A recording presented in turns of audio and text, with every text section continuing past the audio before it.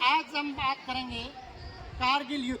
भारत और पाकिस्तान के बीच में ऐसी क्या परिस्थितियां बनी और कारगिल युद्ध क्यों हुआ। ये घटना मई 2099 की, क्योंकि उस समय तासी नामग्याल नामक एक गडरिया जिसका याक खो गया था, यानी पहाड़ी बैल, और उसके माध्यम से ये लोग ऊंची पहाड़ी चट्टानों पर बहुत सारा काम उन याकों के माध्यम से करते थे। पहाड़ी बैलों के माध्यम से करते थे। एक याक पहाड़ी जंतु होता है, तो बहुत सारा सामान उन ऊंचाइयों तक ले जाना और वो उनके लिए काम की चीज। लेकिन 2 मई को तासी नामग्याल का वो याक है, वो की खोज जाता है। उसकी खोज में जब वो पहाड़ी चोटियों पर चढ़ाइयों पर जाते हैं, यानी 18,000 की ऊंचाई वाली पहाड़ी चोटियां, जहाँ का तापमान माइनस में 30-40 डिग्री माइनस में रहता है, पानी 0 डिग्री पे जम जाता है, लेकिन उससे कहीं ज़्यादा ठंडा इलाका। अब तासी नामग्याल वो घूम रहे थे, खोज रहे थे, उनके पास एक छोटी दूरबीन, वो दूरबीन के माध्यम से पहाड़ियों पर देख रहे थे कि मेरा याक कहाँ मिलेगा। लेकिन उन्होंने देखा आगे बढ़े तो एक पहाड़ पर कुछ गतिविधियां हो रही। बड़ा चोला पाजामा, काले काले ऐसे पहने हुए, बड़ी दाढ़ी रखे हुए कुछ लोग पहाड़ की खुदाई कर रहे थे, उसमें मूर्ति बना रहे थे। तब उन्होंने देखा ये भारतीय तो नहीं है, ये कौन हो सकते हैं। वो फटाक से भागे, वहां से पहाड़ की जो ऊंचाई थी वहां से नीचे उतरे और जल्दी भारतीय सैनिकों के पास आए। उनको सूचना दी कि कुछ उन पहाड़ी चोटियों पर ऐसा लग रहा है कि पाकिस्तान से आतंकवादी या वहाँ के सैनिक आ पहुँचे हैं और हमारी सीमा चौकियों पर कब्जा कर लिया। लेकिन भारतीय सेना के सैनिकों ने कहा ऐसा तो नहीं हो सकता, होगा कोई एक आध घुसपैठिया आया होगा, घुसा होगा, लेकिन ऐसा नहीं होगा। लेकिन बाद में जब भारतीय सेना ने कुछ सैनिकों को वहाँ जांच पड़ताल के लिए वहाँ पर भेजा, तो वहाँ की स्थितियाँ कि वास्तव में कुछ गड़बड़ तो जरूर हुई। अब ये बात थी 3 मई 1999। लेकिन जैसे जैसे भारतीय सेना से कुछ खोजी टुकड़ियां उनको पता लगाने के लिए कि वास्तविक स्थितियां क्या है, उसके बाद में 9 मई 1999 को सौरभ कालिया का नेतृत्व में 5 भारतीय सैनिक उनकी खोज के लिए उन चोटियों की तरफ बढ़े। लेकिन ये काम आसान नहीं था। पहाड़ियों की चोटियां इतनी ऊंचाइयों पर थी कि उन चोटियों पर बैठ के लगभग 10-15 किलोमीटर पर वो आराम से कोई भी भारतीय गतिविधियां होती उनको देख सकते। अब उनका ये था कि उन सैनिकों को टारगेट करने के लिए, हटाने के लिए वो कह रहे थे सामान्य स्थितियों में जो ऊंचाई पर होता है वो हमेशा एडवांटेज में रहता है, लाभ की स्थिति में रहता है। और वो पाक सैनिक जो कबायली भेष में वहाँ पर थे वो बहुत ऊंची चोटियों पर थे और किसी भी भारतीय सैनिक गतिविधि को नज़दीक देखते ही वो उनको नज़दीक तक आने नहीं देते थे, वहीं से उनको गोली से, मिसाइल से उड़ा देते। अब सौरभ कालिया के नेतृत्व में वहाँ वो खोजी दल गया, तो वहाँ पर उन्होंने भारतीय उन 5 सैनिकों को उन्होंने घायल करके अपहरण कर लिया। और भारतीय सेना के बारे में क्या गुप्त जानकारियाँ हो सकती है, उनको बुलाने के लिए उन्होंने उनके साथ में ऐसी अमानवीय गतिविधियां की जिसको देखकर आपका रूह कांप जाए। उनकी गुप्त जानकारियां उगलवाने के लिए भारतीय सैनिकों के नाखून काटे गए, खोद आंखों के पुतलियां निकाल ली गई। ऐसे दुर्दांत उन आतंकवादियों ने, उन पाकिस्तानियों ने भारतीय सैनिकों के साथ में व्यवहार किया। क्यों? उनका मकसद था कि भारतीय सेना की गुप्त जानकारियां प्राप्त करें। अब ये 9 मई इसकी सूचना केंद्र सरकार रक्षा मंत्रालय के पास पहुंची। उस समय भारत के रक्षा मंत्री जॉर्ज फर्नांडिस और विदेश मंत्री जसवंत सिंह जी थे। जब ये बात बताई गई कि पाकिस्तान ने इस प्रकार की घुसपैठ यानी भारत के लगभग 150 किलोमीटर एरिया और सीमा के अंदर लगभग 30 किलोमीटर अंदर तक कारगिल, द्रास, कासगढ़, बटालियन, ऊंची पहाड़ियाँ जहाँ पर वो आके जम चुके हैं, तो भारत सरकार ने सबसे पहले फोन मिलाया नवाब शरीफ से, जो पाकिस्तान के प्रधानमंत्री थे, कि आप लाहौर यात्रा की बात कर रहे थे। फरवरी 1999 में जब भारत के प्रधानमंत्री अटल बिहारी वाजपेयी पाकिस्तान से बात कर रहे थे, दोस्ती की बात कर रहे थे कि दोनों देशों के बीच में संबंध अच्छे होने चाहिए, नवाब शरीफ खुद कह रहे थे कि हम काफी लंबे टाइम से लड़ लिए, अब हमें दोस्ती का मार्ग अपनाना चाहिए। जब अटल बिहारी वाजपेयी ने फोन किया और कहा, क्या मेरी लाहौर, अमृतसर से लाहौर जो मेरी बस गई थी उसको आपने कारगिल कैसे पहुंचा दिया? यानी आप दोस्ती करना चाहते थे, दोस्ती की बात कर रहे थे, लेकिन आप पीछे से सुरा घोंपने वाली हरकतें क्यों कर रहे हैं? तब नवाब शरीफ ने यह जवाब दिया, मुझे ये बात ध्यान में ही नहीं। पास में ही बीबीसी के संवाददाता बैठे थे दिलीप कुमार, उन्होंने कहा, मियाँ साहब आप बातें तो बड़ी अच्छी करते थे, लेकिन आपकी बातें और करनी कुछ और है। अब भारत सरकार ने सेना अधिकारियों के साथ में सरकार की मीटिंग हुई और बात ये की कि अब हमें एक्शन लेना ही होगा। 14 मई 1999 भारत ने विजय का शंखनाद करने के लिए, उन चोटियों को जीतने के लिए एक ऑपरेशन शुरू किया, ऑपरेशन विजय, यानी उन कारगिल को फतेह करना। अब 14 मई को भारतीय आर्मी आगे बढ़ी, उनको सपोर्ट दे रहे थे अलग अलग प्लाटून के जो कमांडर हैं उनके नेतृत्व में गठित हुई टीमें। अब भारतीय सेना के सामने बहुत बड़ी ये चुनौती थी कि उन चोटियों तक पहुंचे कैसे। एक और बड़ी समस्या थी, क्योंकि भारत और पाकिस्तान ने 1991 में परमाणु परीक्षण कर लिया था। दोनों ही महाशक्तियां परमाणु संपन्न थी, दोनों के पास में विनाशकारी हथियार थे। अब उन ऊंचाई पर बैठे पाकिस्तानियों के बारे में उनकी एग्जैक्ट लोकेशन पता करने के लिए जब अमेरिका से डाटा मांगा गया, क्योंकि अमेरिका से उससे पहले समझौता हो चुका था कि हमें आपको ये लाइट गाइडेड जो बम होते हैं, लेजर गाइडेड, जिनके माध्यम से मतलब अपन को टारगेट करके गिराना है, वहाँ गिरा सकते हैं, या आपको हमको लोकेशन देना है आपके जीपीएस सैटेलाइट के माध्यम से। लेकिन अमेरिका मुकर चुका, यूरोप मुकर चुका था कि हम भारत को किसी प्रकार की कोई सहायता नहीं देंगे, क्योंकि भारत ने परमाणु परीक्षण किया है। अब भारत के पास में अपना नेविगेशन सिस्टम नहीं था, भारत को पता नहीं था कि दुश्मन कहाँ बैठा है। सबसे बड़ी चुनौती हमारे आई, सबसे पहले जो ऊंची चोटी थी वहां पर ये 18,000 ऊंची चोटियां, कारगिल लड़ाई का टर्निंग पॉइंट जो तोलोलिंग पहाड़ी चोटियां थी वो हम जीत चुके थे। ये बात थी 14 जून 1999 की।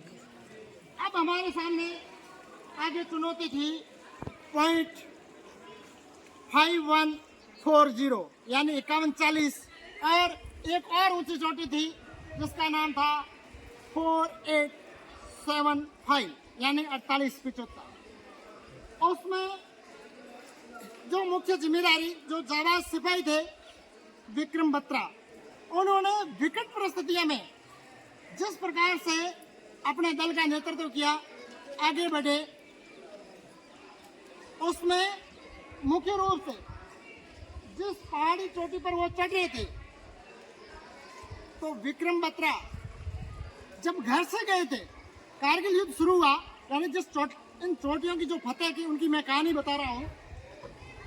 जब विक्रम बत्रा या हिमाचल प्रदेश के पालमपुर के भारतीय जाबाज सिपाही थे, कारगिल युद्ध शुरू हुआ, उस समय वो घर आए हुए थे।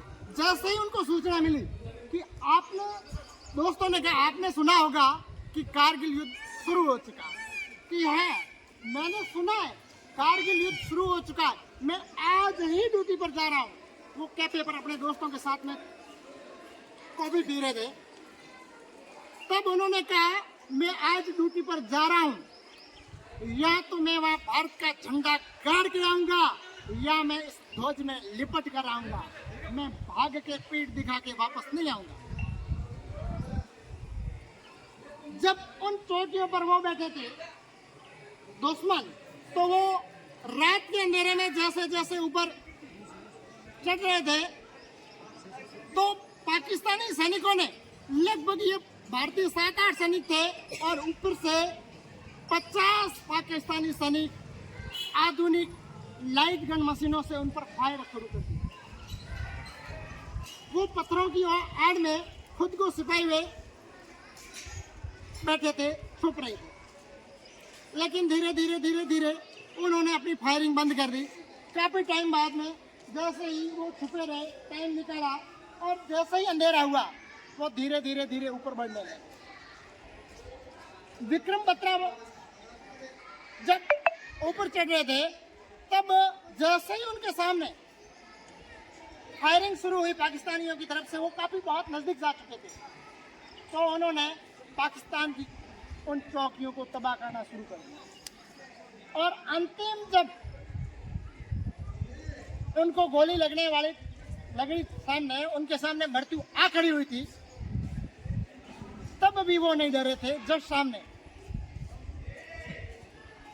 तब चोटी नहीं, जो ऊपर हिल टॉप था, ऊपर चोटी थी पहाड़ी की 51-40, वहां पर फतेह करने के बाद में उन्होंने एक बात कही थी, वो आज भी बहुत ज्यादा सुनी जाती है, भारतीय वीर जवानों को बातें बताई जाती है कि ये दिल मांगे मोह, यानी अब हमें वो उस ऊंचाई को छू लिया है, हम भारत की यश गाथा को आगे बढ़ाएंगे।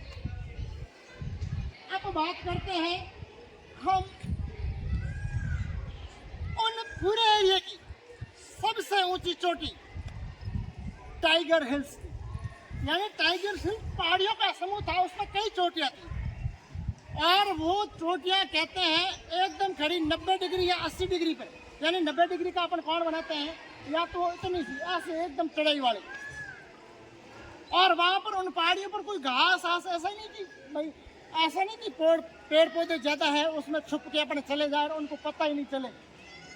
कहीं से भी अगर भारतीय सेना की मूवमेंट हो रही है तो स्पष्ट दिख जाता था कि यहाँ कोई भारतीय सैनिक दल आ रहे हैं।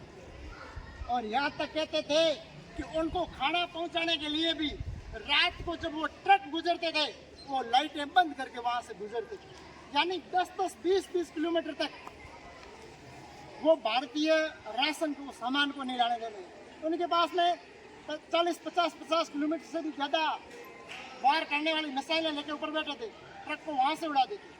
तो रात में गाड़ियों को लेके चलना और भारतीयों तक खाना पहुंचाना, टॉर्च की थोड़ी सी वो भी ध्यान से कि आगे गड्ढा नहीं, वो अपने सैनिक देखेगा आगे जाएगा, फिर अपने इस प्रकार से वो राशन को पहुंचा रहे। अब बात टाइगर हिल की है, तो उस समय 19 साल के एक युवा की कहानी, जो अभी शादी नई नवेली अभी शादी हुई थी और सेना में भर्ती हुए।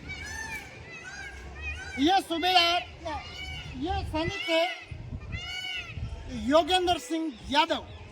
ये कहानी आपको बहुत रोचक लगेगी। क्यों?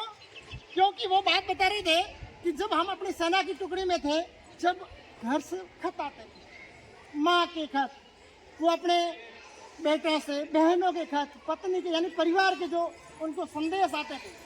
लेकिन सेना में एक रूल है कि जब भी आप अंतिम लड़ाई के लिए जाते हो, कफन बांध के निकलते हो वहाँ से, तब आपको एक पत्र लिखने को कहते हैं कि आप अंतिम अपना संदेश परिवार वालों को लिख लो। अगर आप लड़के जिंदा आके वापस आ गए तो ठीक है, अगर आप देश के लिए कुर्बान हो गए तो आपकी ये चिट्ठी लिखी है वो आगे पहुंचाएंगे, नहीं तो नहीं पहुंचाते थे। अगर कोई शहीद हो जाता सैनिक तो उनको वो संदेश है अपने परिवार तक पहुंचाते, नहीं तो वो डाक है वो रख लेते उसमें जमा, और उसमें वो ये लिखते थे जब तक मेरा पत्र आपको मिल चुका होता, मिल गया होगा, तब तक मैं इस दुनिया में। क्यों? पत्र तभी देते थे जब वो शहीद हो जाता, नहीं तो पत्र नहीं देते थे, क्योंकि वो सैनिक वापस आ जाता था, अपना पत्र ले लेता। तो इस प्रकार से योगेंद्र सिंह बताते हैं कि हमारे अधिकारी कोई पत्र पढ़ रहे थे, तो उसमें देश के जो इतने सारे लोग हैं उनकी भावनाएं किस प्रकार से थी। वो बता रहे थे कि मेरी इस प्रकार से भारतीय जनता से, लोगों से बातें सुनकर, कोई किसी माँ ने लिखा, वो उसकी माँ ने किसी ने लिखा कि मेरे जाबाज बेटों, जब आप भारत माँ की इस मिट्टी की रक्षा करने के लिए निकले हो, तो आप अपनी मातृभूमि के प्रति मुझे विश्वास है आप पूर्ण कर्तव्य और समर्पण भावना से निर्वाह करोगे, और हम ऐसी प्रार्थना आपके लिए कर रहे हैं। ऐसी बहनें संदेश भेज रही थी, कई सारे और लोगों के पत्र आ रहे थे कि हम ऐसा विश्वास करते हैं, और वो साथ में रक्षा सूत्र भेजते हैं कि आप हमारे कलाई की, हमारे रक्षा सूत्र की लाज रखोगे।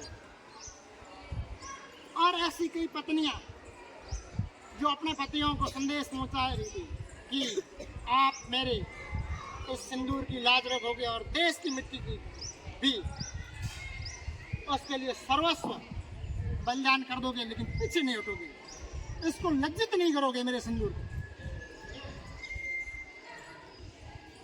अब योगेंद्र सिंह यादव बताते हैं कि शुरू में मैं नया सेना में भर्ती हुआ था, तो मेरे को कोई बड़ी फाइट वाली जगह नहीं दी गई।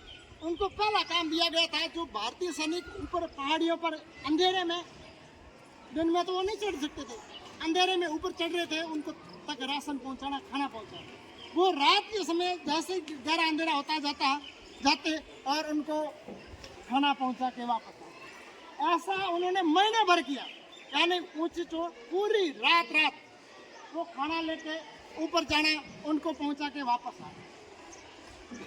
आगे योगेंद्र सिंह यादव बताते हैं कि मेरे कंपनी कमांडरों ने कहा कि ये इतना मजबूत और कर्तव्यनिष्ठ है कि इनको जो अग्रिम पंक्ति में लड़ने वाले मजबूत शारीरिक रूप से और मानसिक रूप से, उनको लगाया जाए। अब वो कह रहे थे मेरा सौभाग्य था कि ये मौका मेरे को मिला। अब एक 19 साल के युवा वो कह रहे थे, जब हम अपने दल के साथ में ऊपर रात में ऊपर ट्रैवल कर रहे हैं, वो ये बता रहे थे हमारी प्राथमिकता ये थी चाहे एक बिस्किट खा के रात गुजारनी पड़े, लेकिन ऊपर ज्यादा सामान हम नहीं ले जा रहे थे।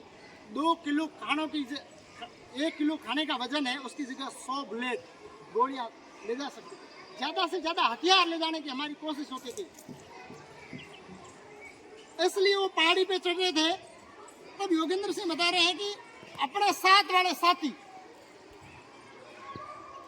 हम आगे पोजीशन ले रहे थे, आगे बढ़ रहे थे, दिन को छुप जाना और रात होते ही ऊपर चढ़ाई करना, एकदम चढ़ाई वाली जगह, और वहाँ हम अपने खुद को बचाते हुए उन पत्थरों के पीछे छुपते हुए ऊपर बढ़ रहे थे, और ये भी आवाज न करना, यानी पाकिस्तानियों को भनक तक न लगे। हम काफी नजदीक जा चुके थे, लगभग वो बता रहे हैं हम लगभग 25 से 1 मीटर नीचे रहे थे टाइगर हिल्स से, जहाँ उनकी 15 चौकियाँ, वो कह रहे थे उनको जितना डेटा उनको मिला था सैटेलाइट से, जो आंकड़े मिले थे, उनकी चौकियाँ, पूरा उनके टेंट, खाना, मतलब जमे हुए थे, मिसाइलें, सारा कुछ था। अब अपने साथी के साथ में जैसे ही वो आगे बढ़ रहे थे तो एक गोली उसके साथी को लगी, तो वो उनको कवर फायर दे रहे थे, लेकिन जैसे ही आगे बढ़े तो उनके उसी साथी को दूसरी बार हेड पे हुआ, और जैसे ही गोली यहाँ लगी तो खून का फुहारा यहाँ से फूट निकला। तब उन्होंने कहा हम अपने साथी के प्रति हमारा प्रेम करते हुए था कि हमने साथियों को कैसे बचाया।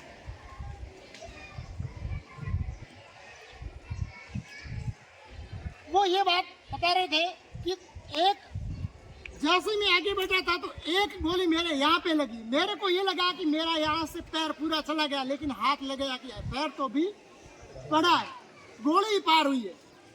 जैसे ही वो दूसरे आगे बढ़े तो वहां से पाकिस्तानियों ने ऊपर से ग्रेनेड फेंका, हथगोला, तो वहां से उस पूरा गोला तो थोड़ा दूर था, उसमें से कुछ स्लिंग से वो आके यहाँ आंखों पे लगी, यहाँ से नाक पूरा चला गया,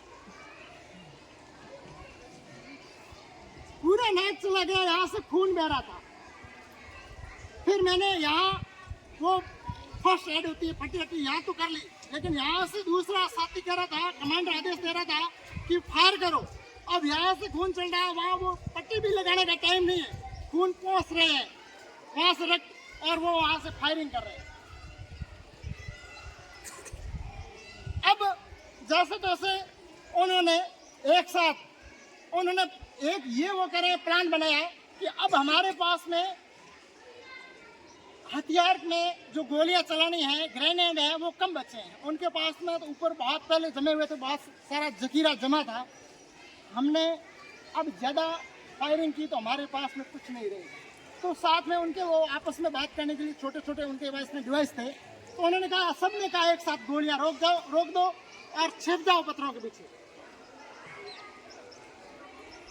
फिर वो ये कहते हैं हम लगभग 25-30 मिनट रुक गए, और पाकिस्तानियों को ये लगा कि वो मर चुके हैं, हमने इतनी बहुत अंधाधुंध गोलियां बरसा रहे थे, तो उनको लगा ये भारतीय मर चुके हैं। फिर 15 आधे घंटे बाद में उनको लगा, तो एकदम उन्होंने पाकिस्तानियों ने प्लान बना के आया कि अब हम जाएंगे वापस और चेक करेंगे, वहां देखेंगे कि कोई भारतीय कोई जिंदा है कि नहीं। तो उन्होंने भारतीयों ने बात कर रखी थी कि एकदम जैसे ही पाकिस्तानी बाहर आएंगे तो हम एक साथ फायरिंग करेंगे। और योगेंद्र सिंह यादव बताते हैं कि हमने जैसे ही पाकिस्तान वाले सारे सैनिक बाहर आए तो हमने अचानक एक साथ में वहाँ फायरिंग शुरू की, और 40 में से लगभग हमने 35 सैनिक मार गिराए पाकिस्तान। अब बहुत सा जो 2-3 बचे थे वो एक बार पीछे लौट गए, भाग गए। जो 8 लोग वो आगे बढ़ रहे थे, फिर दोबारा वो अपनी तैयारी के साथ में आए, और वो बता रहे थे जब दोबारा वो हमले के साथ में अपने तैयारी के साथ में आए तो हमारे काफ़ी सैनिक घायल हो चुके थे, काफ़ी खून बह चुका था। तो दोबारा जब उन्होंने हमला किया तो उसमें से लगभग सारे बेहोश हो चुके। अब योगेंद्र सिंह यादव, उनके भी 4-5 गोलियां लग चुकी थी पैरों में इधर, लेकिन वो ये कह रहे थे मेरा ये शुक्र था ईश्वर का, मैं भारत माँ से प्रार्थना कर रहा था कि मेरा वो शरीर का अंग, हेड और जो हार्ट, उन पे गोली नहीं लगी। तब तक मेरे को विश्वास था कि भगवान ने अभी मेरे को बचा और देश के लिए कुछ करना बाकी अभी बाकी है। तभी सारे वो भारतीय सैनिक मर चुके थे, घायल मतलब श्वास नहीं थी, उनका शरीर भी नहीं हिला था। तो पाकिस्तानी आ रहे आके सब चेक कर रहे थे और गोलियां मार रहे थे कि अभी कोई जिंदा तो नहीं है। सभी भारतीय वहां पर पड़े थे, तो कोई 4-4, 5-5 गोलियां उनके सबके शरीर में मार के देख रहे थे कि कोई जिंदा तो नहीं है। तभी योगेंद्र सिंह यादव बताते हैं कि मैं चुपचाप सुन होके सो गया, मतलब ऐसा लगा कि ये मरती है। पास में सैनिक आए और उन्होंने मेरे दाएं हाथ में 2 गोलियां चलाई और पेट में पीछे 4-5 गोलियां दाग दी, लेकिन वह उफ तक आवाज नहीं निकाल रहा है। यह एक किस प्रकार की स्थितियां होगी अगर वहां में चूं तक आवाज निकल जाती तो वो हेड में मतलब पूरा वहां और छलनी कर देते। अब वो सारे सैनिक चेक करके कि अब मर गए, वो जा चुके थे, 1-2 सैनिक पीछे थे। तो जैसे ही वो निकले तो उन्होंने कहा मेरे पास में ग्रेनेड बचा था। तो मैंने जैसे ही ग्रेनेड निकाला, उनकी पिन को निकाला और जो पाकिस्तानी सैनिक जा रहा था उसके पीछे मैंने उसको फेंका तो ग्रेनेड उसकी वर्दी में यहाँ जाके फंसा और वो निकालने लगा, तब ग्रेनेड फटा और उस पाकिस्तान सैनिक का सर अलग होके मेरे पास में आके गिरा। तब पाकिस्तानियों को लगा कि भारतीय सेना दल बल के साथ में आई, बाकी सैनिक थे वो वहां से भाग गए।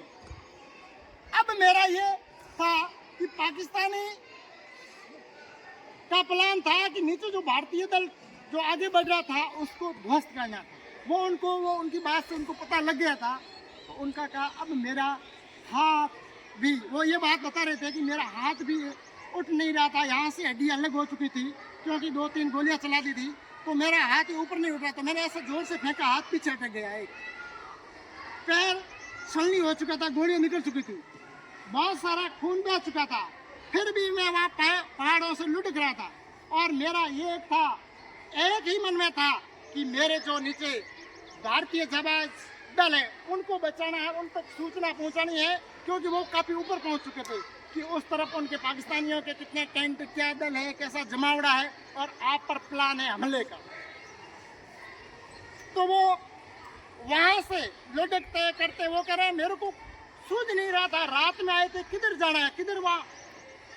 लेकिन मेरे से ऊपर से एक आवाज आई, वो कहते हैं, वो उनकी जुबानी खुद वो बताते हैं कि हो सकता है भारत माँ ने कहा कि नाले की तरफ बढ़ जाए। मेरे को ऐसा आवाज लगी तो मैं वहाँ उस तरफ से नीचे नाले में वहाँ से लुढ़कता हुआ नीचे गया तो वास्तव में वहाँ भारतीय सैनिकों ने, जहाँ मैं नीचे से लटक रहा था, आए और मेरे को नीचे लिया और कहा अभी तो जिंदा है, ये हालत। फिर कंपनी कमांडर को सूचित किया गया और उन्होंने कहा उनको मेरे पास पहुंचाओ। वहां तक जाने के बाद में उन्होंने कहा इनका जल्दी इलाज करो, अब इनका बहुत खून बह चुका था। यादव साहब कह रहे थे मेरे कुछ नहीं होगा, ईश्वर ने मेरे को इस मातृभूमि के लिए पैदा किया है, तो आप चिंता मत करिए। लेकिन वो सैनिक जल्दी ही उनको अपने कंधों पर उठा के अपने जो सेना का कैंप था भारतीय, वहाँ पर पहुँचे और उनका इलाज शुरू किया।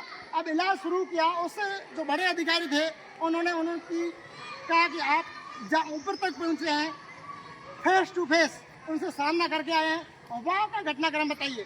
तो उन्होंने पूरा बताया कि किस प्रकार से वहाँ पाकिस्तान की 15 से 20 चौकियाँ हैं, पूरा हथियारों का जखीरा है, मिसाइलें हैं, लाइट गन मशीनें हैं और उनके टेंट लग रहा है, लंगर चल रहा है, ऐसे कि वो जमावड़ा उनका है। फिर यादव साहब बताते हैं कि मैं वहां से हॉस्पिटल में गया, कब बेहोश हुआ, फिर जगह तो मैं हॉस्पिटल में था और मेरे ऊपर पंखा चल रहा था। चुनौती भारत को तोलोलिंग हिल को जीतने की थी। वो पहाड़ी इतनी ऊंची थी और बर्फ से ढकी हुई थी, यानी वो द्रास सेक्टर पूरा माइनस में, उनका तापमान माइनस में ही रहता है। अब उस तोलोलिंग हिल पे कई ऊंची चोटियां थी, उस पर पाकिस्तानी अपने मोर्चे जमाए हुए थे, उनके पास में मशीन गनें थी, आधुनिक प्रकार की गनें थी, मिसाइलें थी, लंबे टाइम का खाना था, पूरा अपना डेरा जमाए हुए वहां बैठे थे। भारतीय सेना ने जब वहां शुरुआत की तो शुरू में जो भी भारतीय दल वहां जा रहा था वापस नहीं लौट रहा था। समस्या बड़ी विकट थी कि किस प्रकार से उनको पता लगाए उन चोटियों को कैसे जीते। अब राजीव गांधी के समय जो बोफोर्स तोपें हमने प्राप्त की थी, वो तोपें उन तोलोलिंग जो चोटी थी उस पर 10,000 से ज्यादा उन्होंने गोले दागे। और कहते हैं कि आसपास में जहां से वो गोले निकाले उनका खोल है, उनका ढेर बन गए थे, इतने गोले उन पर दागे थे, लेकिन फिर भी जीत संभव नहीं थी। हम डाल रहे थे, गोला कहाँ गिर रहा था, क्योंकि वो बहुत ऊंचाई पे थे और हम वहां तक पहुंच नहीं पाए। अब मैं ये बात कर रहा था कि अमेरिका मुकर चुका था, यूरोप मुकर चुका था। यूरोप सहायता नहीं दे रहा था क्योंकि भारत ने परमाणु परीक्षण कर लिया। अब हमारा सच्चा हितैषी सामने आया बनकर इजराइल। उसके पास में थी अच्छी सैटेलाइट नेविगेशन तकनीक। उन्होंने हमको यानी भारतीय सेना को एग्जैक्ट लोकेशन दी, काफी कुछ डाटा हमें शेयर किए और हमें हथियार भी दिए। वो अमेरिका जो इजराइल का खास था और इजराइल पर दबाव डाल रहा था कि आपको भारत को हथियार नहीं देने, सूचनाएं नहीं देनी है, लेकिन भारत का हितैषी बन के खड़ा था इजराइल।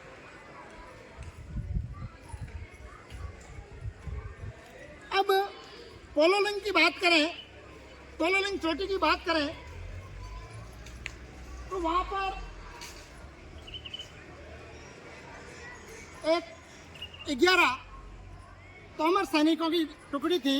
उन्होंने अपने सूबेदार से वादा किया था, अपने कैप्टन से वादा किया था, अपने हाई सैन्य अधिकारियों से वादा किया था कि हम 11 के 11 वापस जिंदा आएंगे और उनको ध्वस्त करके आएंगे। लेकिन ये काम इतना आसान नहीं था। हमारे वीर जाबाज मेजर दिगेंद्र सिंह, उनकी बात बताता हूँ।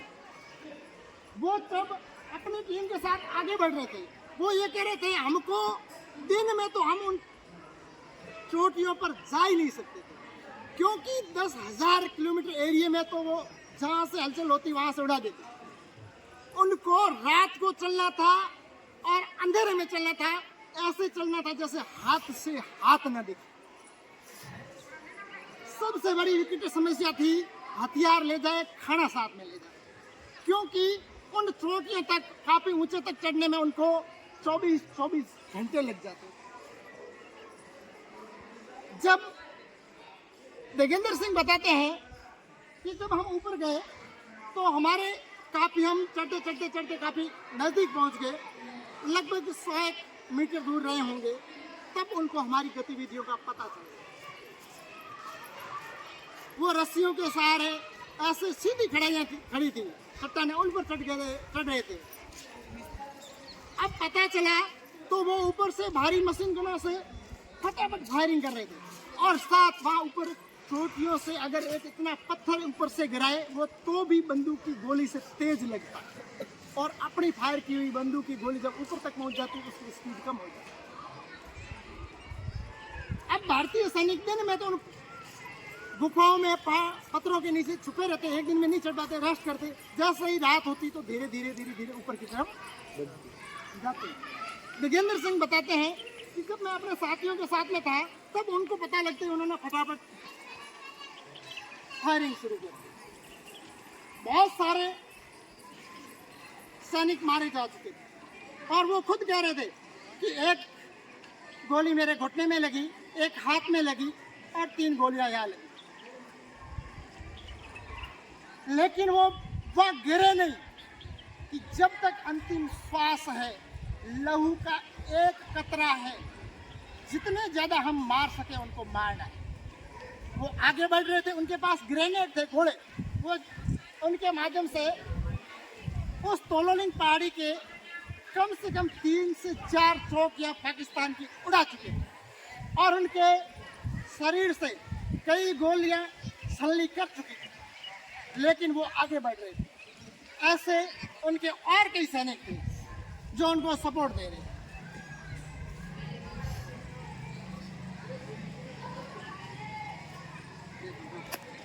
कंट्रोल कि मध्यस्थता स्थिति बनाए रखना और साथ में आपसी विवादों को द्विपक्षीय मध्यस्थता यानी द्विपक्षीय आपसी मसला समझ के उनको सुलझाना, ये शर्त थी। लेकिन इस बात को पाकिस्तान अंतर्राष्ट्रीय स्तरों पर उठा रहा था और साथ में ये था कि जब सर्दी शुरू हो जाती है अक्टूबर के बाद में, LOC के दोनों तरफ से भारत और पाकिस्तान की सेनाएं वहां से हट जाएगी। लेकिन पाकिस्तान ने इस समझौते का उल्लंघन किया। साथ ही उनका दूसरा दर्द यह था कि 1984 में जो दुनिया का सबसे ऊंचा युद्ध क्षेत्र सियाचिन ग्लेशियर, उस पर भारत ने अपने जीत दर्ज की थी, पाकिस्तानियों को वहां से खदेड़ा था। ये उनका बहुत बड़ा दर्द था। उस समय मुशर्रफ जो पाकिस्तान की सेना में मेजर पोस्ट पर थे, वो अब उनके सेना नायक बन चुके थे। वो किसी भी तरह से भारतीयों से बदला लेना चाहते थे। अब भारत ने ऑपरेशन विजय लॉन्च किया। आर्मी अपने लक्ष्य को, अपने टारगेट को फतह करने के लिए आगे बढ़ चुकी थी, लेकिन उनको जिस हिसाब से वो आगे बढ़ रही थी, उनको पूर्ण रूप से उनको नहीं लग रहा कि हम उस लक्ष्य को पार लेंगे। इसलिए भारतीय प्रधानमंत्री अटल बिहारी वाजपेयी और उनके जो मंत्रिमंडल के सदस्यों और सेना नायकों के साथ विचार विमर्श किया गया कि हमें एयरफोर्स का सहयोग लेना चाहिए। और भारत ने 14 मई 1999 को ऑपरेशन सफेद सागर शुरू किया गया। अब समस्या यह थी कि भारत के पास में जो फाइटर जेट थे MiG-19, MiG-27, वो ज्यादा हाई एल्टीट्यूड पर, ऊंचाई पर नहीं उड़ सकते थे। फिर भी भारत ने कहा जो भी अपने पास में संसाधन है हम उनका मुकाबला जरूर करेंगे। अब Mi-17 हेलीकॉप्टर है, वो भी उसमें काम लिए गए। भारतीय विमान को उड़ा रहे MiG-27 को पायलट नचिकेता जब अपने फाइटर जेट को लेकर आगे बढ़ रहे थे, तो ये शर्त रखी थी कि LOC को पार नहीं करना। भारतीय प्रधानमंत्री या उन राजनीतिक नेतृत्व ने ये फैसला किया था अपन को LOC को पार नहीं करना। फिर वो जैसे ही वह LOC के नजदीक गए तो पाकिस्तानी उन घुसपैठियों ने स्ट्रिंगर मिसाइल से उस फाइटर जेट पर प्रहार किया और वो मिसाइल उनके लगी। तो पायलट तो जैसे इंजेक्ट होके बाहर निकल गए, उसको कवर फायर दे रहे थे एक और जेट। जैसे ही वो पायलट नचिकेता वहां से उतरे तो पाकिस्तान की सीमा में, मतलब LOC के जस्ट उधर पाकिस्तान की तरफ जाके उतरे। दूसरे जो पायलट थे वो उनको कवर फायर दे रहे थे, उनके विमान को भी पाकिस्तान ने टारगेट किया। तो वहां के पायलट अजय अहलुवालिया वो भी जैसे ही अपने पैराशूट से उतर रहे थे तो पाकिस्तानियों ने उन्हें बीच आकाश हवा में गोलियों से भून दिया। अब नचिकेता को उन्होंने अपहरण कर लिया था। पाकिस्तान अधिकारी अपने वहां ले गए थे तो उनके साथ में अमानवीय गतिविधियां की गई, लेकिन जेनेवा कन्वेंशन के अनुसार उनको, उस पायलट को भारत को सौंपना पड़ा।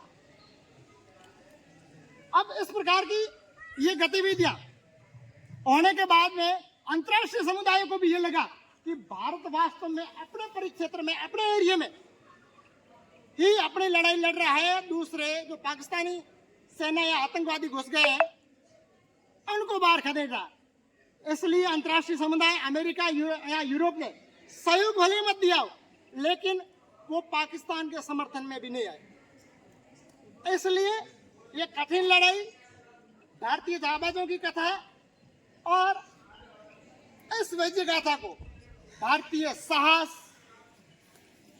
टीम भावना और देश का नेतृत्व जब एक होकर लड़े तो हमें इस कारगिल की विजय मिली। और 26 जुलाई 1999 को हमने वो पूरा क्षेत्र जहां से पाकिस्तानियों को भगा चुके थे, और उस दिन को हम विजय दिवस के रूप में, कारगिल विजय दिवस के रूप में मनाते हैं। जय